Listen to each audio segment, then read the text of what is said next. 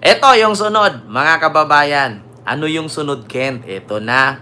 O, ito pa, mga kababayan. Ha? Ang Bilyonaryo News. Actually, mga kababayan, ang Bilyonaryo News, naglabas sila ng balita. Post pa lang sa page.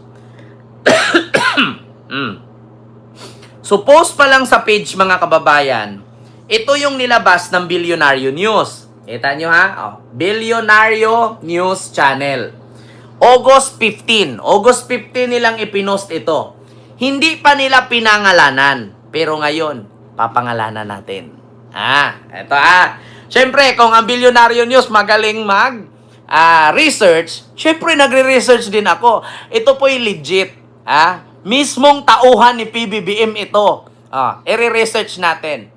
Hindi ko na sabihin kung sinong nagbigay sa akin nito, pero galing po ito sa mapagkatiwalaang source, no? Hindi ko sinabing galing sa Malacanang, pero alam ng Malacanang ito. Ito na. Bilyonaryo News Channel. Once the dashing ace or DA of the De La Salle University Green Archer and the little crowd favorite in PBA and MBA, this former hardcore heartthrob swap his jersey for a contractor. Nako po. Dating heartthrob sa De La Salle University, magaling mag-shoot, magaling mag-i-shoot mo na ang ball. Ito po ay isang kapatid ng sekretary ng DTI, na si Secretary Roque. Sino ba ang sekretary ng DTI ngayon? Ito, basahin ko lang, continue. But he's taught his game, those days aren't on the court. They're in court. Wala na sa korte. Nasa korte, wala na sa court sa basketball court. Nasa Korte Suprema na. Ito, Babler said, De La Salle University Green Archer landed a lucrative contract to build commercial spaces and dormitories collected by hefty sum and then nothing. Nakuha na niya, mga kababayan, itong isang basketball player na kapatid na ni DTI Secretary Roque, ngayon na itinalaga ni PBBM. Ang dating basketball player ng De La Salle. Ito pa. DA did not delivered in clutch, forcing the frustrated developer to take the dispute or arbitration in 2024. The Construction Industry Arbitration Commission ruled he was in breach of contract and ordered him to return millions in reimbursement and damages. Naku po. Itong dating basketball player ng De La Salle, na kapatid ng DTI Secretary ngayon na itinilaga ni PBBM, dating basketball player, naging kontraktor.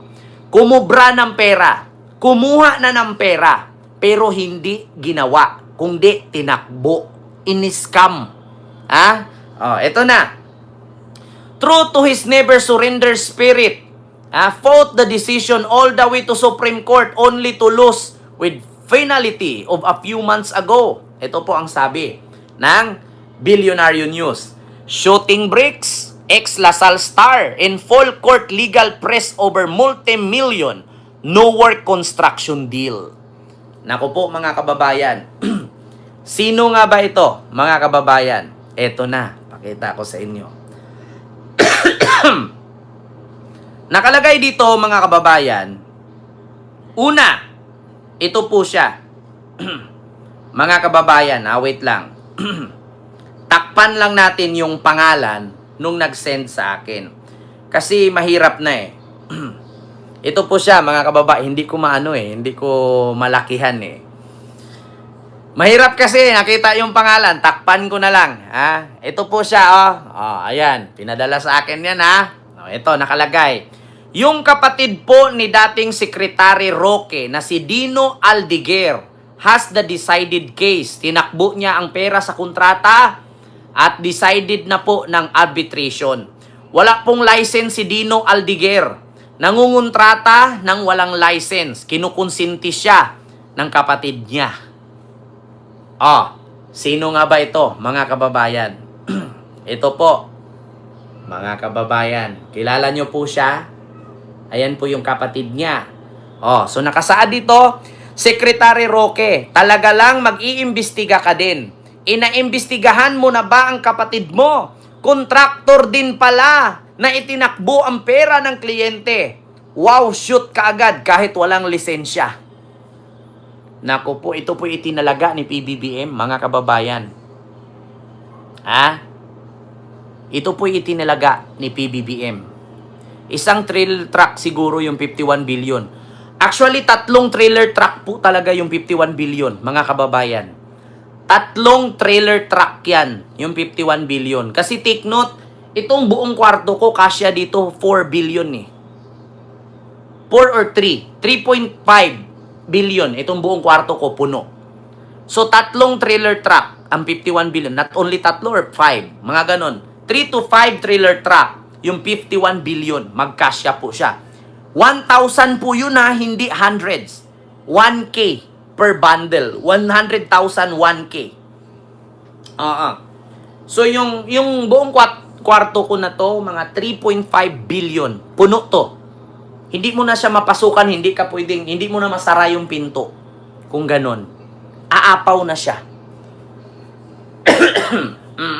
Mga kababayan.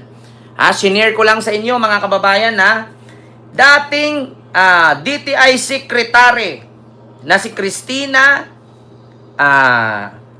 Aldiguer Roque. Kapatid niya, isang basketball player ng De La Salle na naging kontraktor pero naging scammer.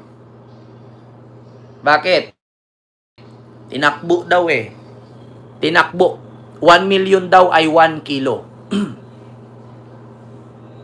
1 million ba isang kilo? Parang ang 1 million mga isang kilo. Kasi nung nakaraan, last month, nagbitbit ako ng 3.5. Masakit sa balikat. Oo, si Robin TV official. Yung 3.5 million, ang sakit sa balikat. Yung bumili kasi ako ng bahay sa sa BGC.